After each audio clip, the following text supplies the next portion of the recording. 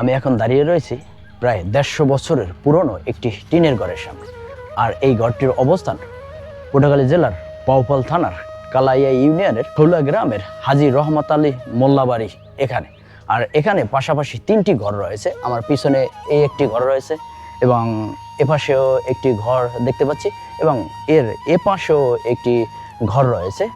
মোট ৩টি ঘর রয়েছে, যার স্থায়িত্বকাল প্রায় ১০০ থেকে ১৫০ বছর আগের। আর এই ঘরগুলো কাঠের তৈরি।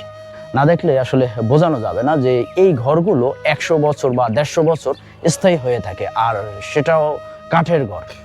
মূলত এই ঘরগুলো উন্নত কাঠ দিয়ে তৈরি করা হয়েছে। এই অঞ্চলে যারা ঘুরতে আসবেন অবশ্যই এই ঐতিহ্যবাহী ঘরগুলো দেখে যেতে পারেন। খুবই চমৎকার, দেখেন খুবই অনেকগুলো কারুকার্য খচিত রয়েছে।